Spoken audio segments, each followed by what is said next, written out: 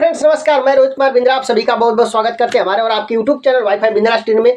दोस्तों आज के इस वीडियो में जनरल साइंस के कुछ महत्वपूर्ण प्रश्नों के बारे में बताने वाला हूं जो रेलवे ग्रुप डी एग्जाम के लिए बहुत ही महत्वपूर्ण होने वाला है। तो ज्यादा बात नहीं करते दोस्तों, स्टार्ट करते हैं। प्रश्न नंबर पहला क्या, ध्यान से देखिएगा। ठीक है दोस्तों, कह रहा है प्रश्न नंबर पहला क्या दोस्तों, ध्यान देखिएगा। 5 मीटर प्रति सेकेंड की गति से गतिशील 5 मीटर प्रति सेकेंड की गति से गतिशील 22 किग्रा वजन वाले वस्तु की गतिज ऊर्जा कितनी होगी दोस्तों। गतिज ऊर्जा पूछ रहा है दोस्तों। गतिज ऊर्जा किसे कहते हैं दोस्तों? गतिज ऊर्जा आप समझ रहे हैं, कोई वस्तु गति कर रहा होगा, गति उसमें क्या पाई जाती है, गतिज ऊर्जा। गतिज ऊर्जा कैसे दर्शाते, के बराबर हाफ m² होता है दोस्तों, हाफ m² होता है फार्मूला। ठीक है, option number A 275 joule, option number B 110 joule, option number C 1100 joule, option number D 2750 joule, option number D 2750 joule. ठीक है, यानी इसको कैसे हल करेंगे देखें, ध्यान से देखें। इसका सॉल्व क्या होगा दोस्तों, आंसर क्या होगा दोस्तों, ध्यान से देखिएगा, बताते हैं। ठीक है, यहाँ पर 5 मीटर प्रति सेकंड मतलब यहाँ पर भी का वैल्यू दिया 5 मीटर प्रति सेकंड दे रखा है। ठीक है दोस्तों, फिर करा 22 केजी वजन, मतलब यहाँ पर क्या दे रखा है दोस्तों, यम का वैल्यू दे रखा है कितना, 22 केजी। ठीक है, किलोग्राम, मतलब द्रव्यमान का मान दिया है 22 किग्रा। ठीक है, यानी गतिज ऊर्जा पूछ रहा है, के बराबर क्वेश्चन मार्क। गतिज ऊर्जा को कैसे दर्शाते हैं, गतिज ऊर्जा को कैसे दर्शाते हैं, के बराबर फार्मूला बनता है हाफ mv², हाफ mv²।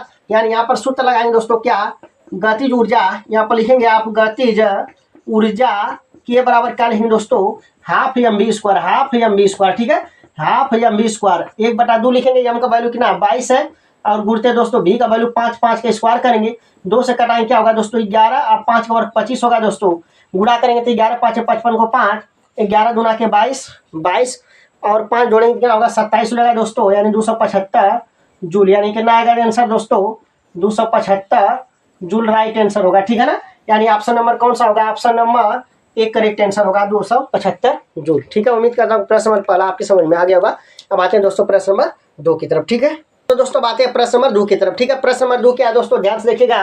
प्रश्न नंबर 2 कर रहा है दोस्तों, प्रश्न नंबर 2 क्या है दोस्तों, ध्यान से देखिएगा। निम्न में से डॉट डॉट अदिश राशि नहीं है, निम्न में से डॉट डॉट अदिश राशि नहीं, अदिश राशि कौन नहीं है यही पूछ रहा है। ठीक है, ऑप्शन नंबर ए दिया आयतन, ऑप्शन नंबर बी द्रव्यमान, ऑप्शन नंबर सी बल, ऑप्शन नंबर डी लंबाई। ठीक है, यानी याद रखिएगा दोस्तों, दूसरे का जो उत्तर बनेगा बताते हैं दोस्तों।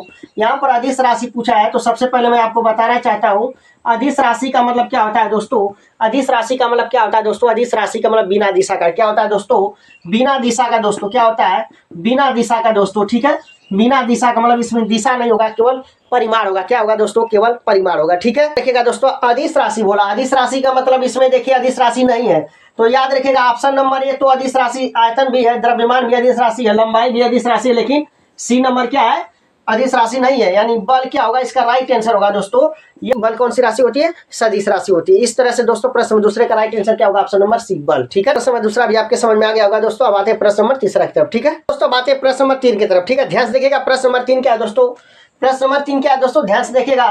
30 किलो द्रव्यमान की एक वस्तु 30 किलो द्रव्यमान की एक वस्तु 30 किलो द्रव्यमान की एक वस्तु 10 मीटर प्रति सेकेंड एक समान वेग से स्थानांतरित किया जा रहा है।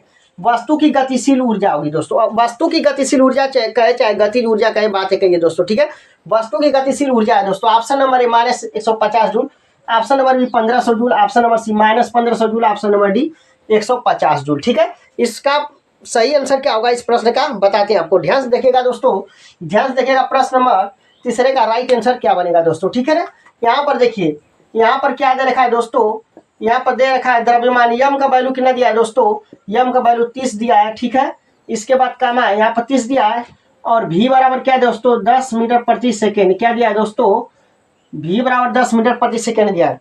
यम का वैल्यू 30, भी का वैल्यू 10 मीटर प्रति सेकेंड दिया है, तो के पूछ रहा है। ठीक है ना, फार्मूला क्या होता है दोस्तों, लगा देते हैं। के बराबर क्या होता है, गतिज ऊर्जा या गतिशील ऊर्जा, गतिज ऊर्जा या गतिशील ऊर्जा के बराबर फार्मूला होता है हाफ mv²। क्या होता है दोस्तों, हाफ mv²। ठीक है, हाफ mv², 1/2 गुणते m का वैल्यू क्या रखेंगे यहाँ पर 30, अभी का वैल्यू 10, 10 का क्या होगा स्क्वायर। ठीक है, अभी 2 से कैंसिल कराएंगे तो 15 गुना के 30 होता है, तो 15 गुणते 10 का वर्ग 100 होगा दोस्तों, यानी 1500 क्या होगा, 1500 जूल। ठीक है, राइट आंसर क्या बनेगा दोस्तों, 1500 जूल। ठीक है, यानी ऑप्शन नंबर कौन सा मैच करा, ऑप्शन नंबर बी मैच करा। ठीक है ना, इसका राइट आंसर बनेगा ऑप्शन नंबर बी। ठीक है, उम्मीद करता हूँ प्रश्न नंबर 3 आपके समझ में आ गया होगा। अब आते हैं दोस्तों, आते हैं प्रश्न नंबर 4 की तरफ। ठीक है, प्रश्न नंबर 4 क्या, ध्यान से देखिएगा।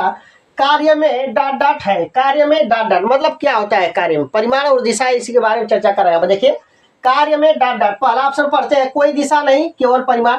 मतलब बोला कि कार्य में क्या होता है, परिमाण होता है कि दिशा नहीं होती है, कि परिमाण होता है या नहीं होता है, ये सब जानना है इसमें। ठीक है, ऑप्शन नंबर बी दिशा और परिमाण दोनों ही नहीं होते हैं। ऑप्शन नंबर सी दिशा और परिमाण दोनों होते हैं।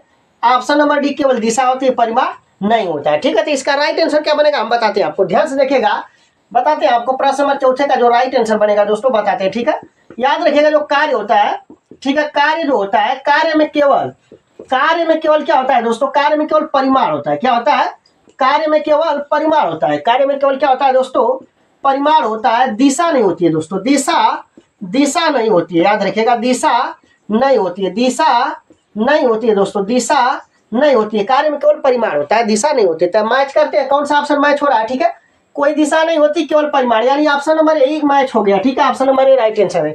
बी गलत है, सी गलत है, डी भी गलत है। ठीक है ना, इस तरह से उम्मीद करता हूँ प्रश्न नंबर 4 आपके समझ में आ गया होगा। ठीक है, अब आते हैं दोस्तों प्रश्न नंबर 5 की तरफ। ठीक है, हाँ तो दोस्तों बातें प्रश्न नंबर 5 की तरफ। ठीक है, ध्यान से देखिएगा प्रश्न नंबर 5 क्या है दोस्तों।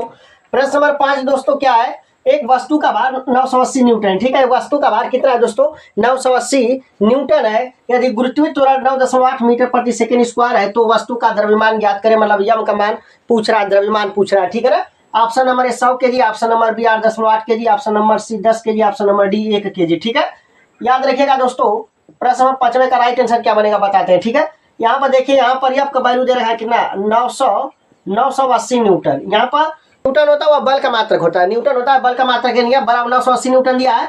और गुरुत्वीय त्वरण यहाँ पर जी बराबर क्या दिया दोस्तों, 9.8 दे रखा है। ठीक है, मीटर प्रति सेकेंड स्क्वायर, मीटर प्रति सेकेंड स्क्वायर। और यम बराबर पूछ रहा है, द्रव्यमान पूछ रहा है। ठीक है दोस्तों, तो एक फार्मूला आपको पता होगा, गुरुत्वीय त्वरण यम और यफ दे रखा है। ठीक है, एक फार्मूला पता होगा आपको, यफ बराबर यम है। यफ बराबर क्या होता है दोस्तों, यम है, यम गुरुत्वीय होता है। लेकिन यहाँ पर जी दे रखा है, जी का वैल्यू त्वरण को हटा के यहाँ पर क्या ले लेते हैं दोस्तों, जी ले लेते हैं। ठीक है, यानी यम का वैल्यू यहाँ पर कितना रखेंगे दोस्तों, यम का वैल्यू हमसे पूछ रहा है, तो यफ बराबर क्या होगा, यम जी होगा। ठीक है, यहाँ पर देखिए ध्यान से। ठीक है, यम का मान चाहिए तो जी का गुणा तो भाग होगा, यहाँ से आप क्या लिखेंगे, यम बराबर यफ अपान क्या होगा दोस्तों, जी होगा। यफ अपान क्या होगा, जी होगा। ठीक है, यफ का वैल्यू 980 दिया है, तो 980 बटा में जी का वैल्यू 9.8 है। ठीक है, आप दोस्तों ध्यान से देखिएगा, दशमलव हटेगा तो एक जीरो बढ़ेगा, तो 98 पर जीरो एक बढ़ जाएगा, तो 98 100 बटा में 98 होगा, क्योंकि एक जीरो बढ़ाएंगे तो दशमलव कैंसिल हो जाएगा। ठीक है, 98 से 98 कैंसिल बराबर 100 आ जाएगा। ठीक है, यानी मात्रा क्या होगा, केजी, 100 केजी, यानी आंसर क्या आएगा दोस्तों, 100 केजी। कौन सा ऑप्शन मैच करा, ऑप्शन नंबर ए राइट आंसर है। ठीक है ना, तो उम्मीद करता हूँ दोस्तों प्रश्न नंबर 5 आपके समझ में आ गया होगा। ठीक है, अब आते हैं दोस्तों प्रश्न नंबर 6 की तरफ। ठीक है, तो क्या दोस्तों ध्यान से देखिएगा, निम्न में से कौन अधिक काम कर सकता है। ठीक है, निम्न में से कौन अधिक काम कर सकता है। ठीक है, ऑप्शन नंबर ए दे रखा है दोस्तों, एक घूमता हुआ पहिया, बी बंदूक की एक चलती हुई गोली, ऑप्शन नंबर सी गतिशील पत्थर, ऑप्शन नंबर डी एक उठाया हुआ हथौड़ा। ठीक है, एक उठाया हुआ हथौड़ा तो कभी सबसे ज्यादा काम कर नहीं सकता है। ठीक है, गतिशील पत्थर है, कोई पत्थर गतिशील है वो भी सबसे अधिक काम नहीं कर सकता है। ये घूमता हुआ पहिया है, घूमता हुआ पहिया है, वो भी सबसे अधिक काम नहीं कर सकता है।